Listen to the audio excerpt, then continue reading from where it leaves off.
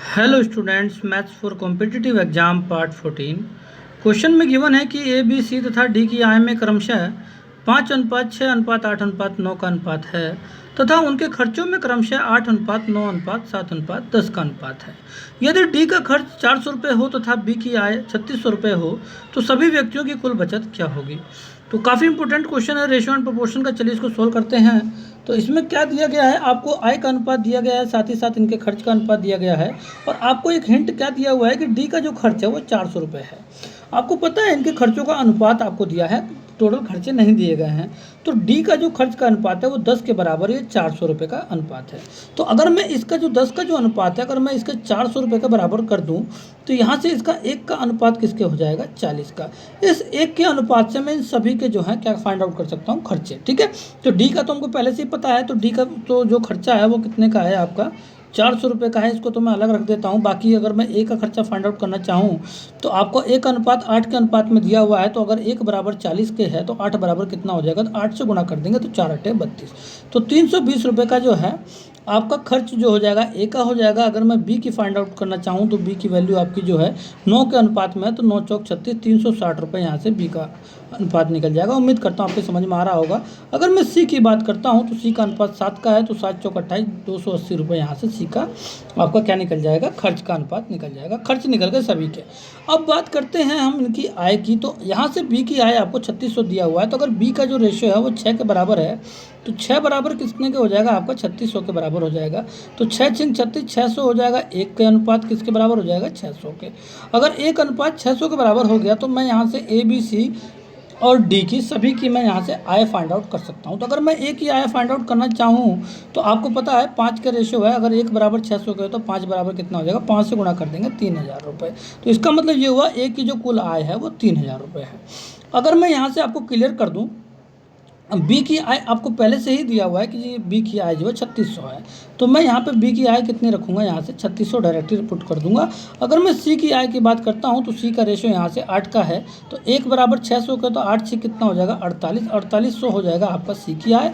अगर मैं यहाँ से डी की आय की बात करूँ तो 9 का अनुपात है, तो 6 निम्न 5400 आपका किसका हो जाएगा, यहाँ से डी की आय का। अगर मैं आय में से आपका जो खर्चे निकले हुए हैं टोटल, अगर मैं इन सभी को माइनस कर दूँ तो मेरी बचत आ जाएगी और कुल बचत हमको बताना है। तो इस आय में से अगर मैं इसका खर्चा 320 को अगर मैं माइनस कर दूं तो ए का जो है आपका बचत निकल जाएगा। तो 3000 में से 320 माइनस कर दूंगा तो ये आपका हो जाएगा 0 हो जाएगा। इसके बाद 10 में से 2 गया 8 हो जाएगा और आपका यहाँ बचेगा 9 में से 3 गया 6। ठीक है, ये हो जाएगा आपका 2680। उम्मीद करता हूँ आपके समझ में आ रहा होगा। 2680 है, ये ध्यान रखना।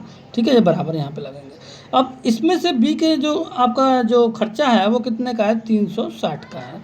अगर मैं 3600 में से 360 माइनस कर दूं तो 0 हो जाएगा आपका, और यहाँ पे 10 में से 6 गया 4 बचेगा, और यहाँ पे आपका बचेगा 5 में से 3 गया 2, और ये हो जाएगा 3240 रुपये। अगर मैं 4800 में से सी के खर्चा अगर मैं माइनस कर दूं 280 का, तो आपका यहाँ पे कितना बचेगा, ये बचेगा 0 आपका एज इट इज़ रहेगा, और 10 में से 8 गया आपका बचेगा 2, और 7 में से 2 गया ये बचेगा 5, और ये बचेगा आपका 4520 का। तो यहाँ पर डी का जो आपका जो यहाँ पे 400 का क्या दिया हुआ है, खर्चा दिया हुआ है, और आय है 5400 का। तो 5400 में से अगर मैं 400 माइनस कर दूँ तो डायरेक्ट आपका 5000 रुपये की यहाँ से क्या निकल जाएगी, इसकी बचत निकल जाएगी। सभी को ऐड कर देंगे, हमारा डायरेक्ट आंसर आ जाएगा। देखो यहाँ पे लास्ट में सभी वैल्यूज़ आपकी 0 हैं, 0 हो गया। इसके बाद 8 4 12 और 2 14 का 4 हो जाएगा, कैरी 1 आ जाएगा, और इसके बाद 1 ये और 1 ये, और 6 1 7 और 2 9 और 5 कितना होता है, 14। 14 का 4 कैरी 1, और इसके बाद ये 1 और 2 3 3 6 4 10 5 15। तो 15 5 4 9 2 11 12 13 और 15 440 इसका आंसर है। जो यहाँ पर आपका इसका आंसर जो है, इसमें बाय मिस्टेक जो है लग रहा है इसके आंसर में प्रॉब्लम आ गई है।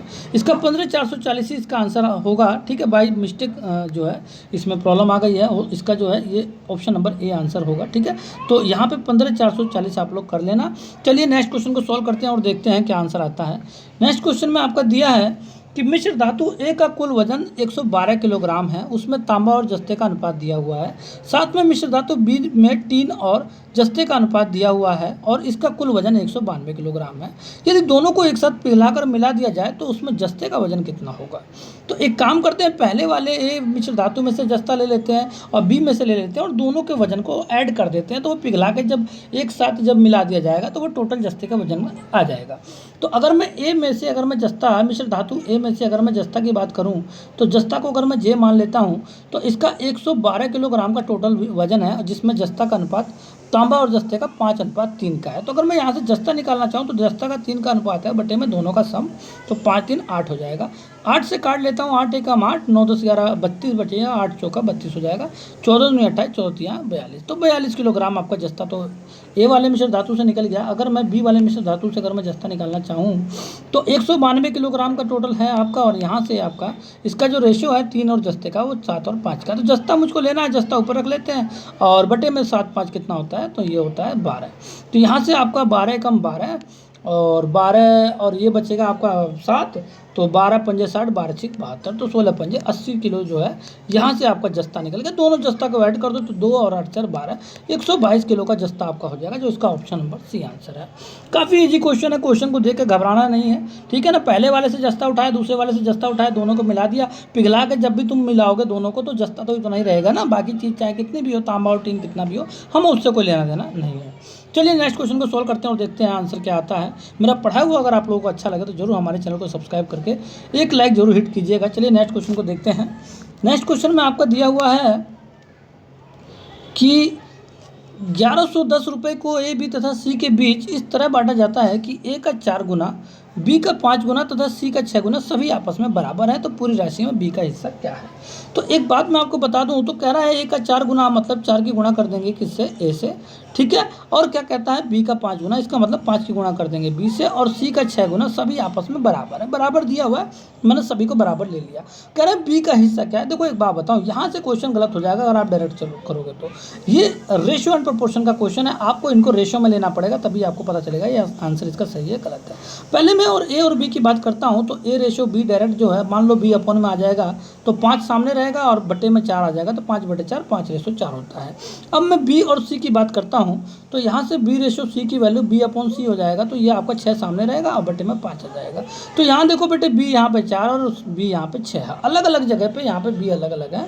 तो यहाँ पे आपको क्या करना पड़ता है, जब वैल्यू अगर कॉमन है, मतलब बी जो वेरिएबल अगर आपकी वैल्यू जो कॉमन है, बी की वैल्यू जो कॉमन है, उनकी वैल्यू बराबर होनी चाहिए, नहीं तो अनुपात नहीं निकाल पाओगे और आंसर गलत हो जाएगा अगर आप पैसे को बांटोगे तो। इनको जब भी बांटेंगे जब भी इसमें बी की वैल्यू बोथ साइड सेम हो।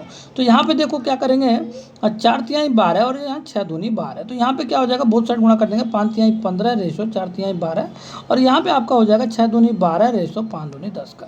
तो यहाँ से ए रेशो बी रेशो सी का जो है अनुपात अब जो एक्चुअल जो निकला है वो ये आया 15:12:10 का। तो करें बी का हिस्सा क्या है, बी का हिस्सा 12 का है, तो बटे में दोनों का तीनों का सम, तो ये हो जाएगा 15 10 10 20 30 और 7 37 का आ जाएगा, और गुणा आपका हो जाएगा 11 10। तो देखो बेटा आपको मैं बता दूं 7 या 21 होता है, क्लियर हो गया होगा, 3 12 में ये खत्म हो जाएगा, और ये आपका जीरो आपका पहले से दिया हुआ है। तो 12 तिहाई कितना होता है 36, तो ये 36 हो जाएगा, 30 का जीरो आपका है 360 रुपये हो जाएगा, जो इसका ऑप्शन नंबर ए है। उम्मीद करता हूँ मेरा पढ़ाया हुआ आपको एकदम अच्छे से क्लियर हो गया होगा। चलिए नेक्स्ट क्वेश्चन को सोल्व करते हैं और देखते हैं आंसर क्या आता है। नेक्स्ट क्वेश्चन में क्या कहता है कि 4900 रुपये को ए बी तथा सी के बीच इस तरह से बांटा जाता है कि ए के हिस्से का 1/3, बी के हिस्से का 1/5 भाग तथा सी के हिस्से का 1/2 भाग सभी आपस में बराबर है। तो सी का हिस्सा क्या है, एक बात बताओ। कह रहा ए के हिस्से का 1/3 मतलब कि a/3, भाई ए का 1/3 तो a/3 हो जाएगा, और कहता है बी के हिस्से का 1/5 मतलब b/5 तथा सी के हिस्से का 1/2 मतलब c/2। ये सभी आपस में बराबर है, मैंने बराबर कर दिए। अब मुझको फिर यहाँ पे इनका रेशियो बनाना पड़ेगा, मैंने आपको पहले भी बताया था, विदाउट रेशियो बनाए प्रॉब्लम आ जाएगी। अगर मैं इन दोनों को लेकर चलता हूँ तो a रेशियो b क्या हो जाएगा, b बटे में आ जाएगा और 3 ऊपर चला जाएगा, तो 3/5 हो जाएगा, 3/5। अगर मैं बी और सी की बात करता हूँ तो b/c b रेशो सी हो जाएगा, और यहाँ 5/2 5/2 हो जाएगा। देखो यहाँ ऑलरेडी बी की वैल्यूज बोथ साइड क्या है, कॉमन है और बराबर है। तो ऐसे में क्या है कि आपका क्वेश्चन बिल्कुल भी गलत नहीं होगा, आप डायरेक्ट ए बी सी का अनुपात बना दोगे, ठीक है ना। हमकी इनकी वैल्यू बराबर रहनी चाहिए, बराबर करनी पड़ेगी अगर बराबर नहीं है तो। और जब पहले से दिया है तो आपके लिए ईजी हो गया। तो सी का हिस्सा कितना है हमको फाइंड आउट करना है। तो सी की वैल्यू फाइंड आउट करने के लिए क्या करना पड़ेगा, सी का हिस्सा आपको पता है यहाँ पे कितना दिया हुआ है, यहाँ 2 का दिया हुआ है, बटे में 5 3 8 2 10 गुणा आपका हो जाएगा 4900। तो 0 से 0 कट जाएगा और 490 दूनी कितना होता है 980। तो इसका ऑप्शन नंबर जो है, ऑप्शन नंबर सी आंसर हो जाएगा। उम्मीद करता हूँ मेरा पढ़ाया हुआ आपके समझ में आ गया होगा। चलिए नेक्स्ट क्वेश्चन को सॉल्व करते हैं और देखते हैं आंसर क्या आता है। तो नेक्स्ट क्वेश्चन में दिया है कि एक प्रेस में एक कारीगर द्वारा किए गए उत्पादन का 40% दूसरे कारीगर द्वारा किए गए उत्पादन के 60% के बराबर। यदि दूसरा कारीगर 48 किताबें बनाए तो पहला कारीगर कितना किताब बनाया होगा। देखो क्या कहता है, एक कारीगर का जो उत्पादन है उसका 40%, मान लेते हैं एक कारीगर ए है, उसका 40% मतलब 40/100 ये हो जाएगा, इसका फ्रैक्शन फॉर्म 2/5।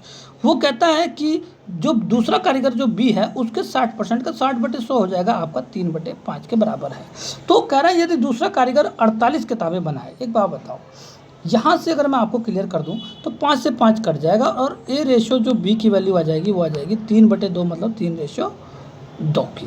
तो कह रहा है कि यदि दूसरा कारीगर 48 किताबें बनाए, इसका मतलब ये है कि जो 2 का जो रेशो है वो किसके बराबर है 48 के, तो 1 का रेशो किसके हो जाएगा आपका 24 के बराबर। तो कह रहा है कि पहला कारीगर कितने किताब बनाएगा, तो 1 का रेशो 24 के है, तो यहाँ पे पहला कारीगर का 3 रेशो है, तो 3 से बोथ साइड गुणा करनी पड़ेगी, ठीक है ना। तो यहाँ पे 3 बराबर हो जाएगा 24 3 72 के। तो इसका मतलब ये हुआ कि जो पहला कारीगर है वो 72 किताबें बनाएगा। उम्मीद करता हूँ मेरा पढ़ाया हुआ आपको एकदम अच्छे से क्लियर हो गया होगा। Okay students.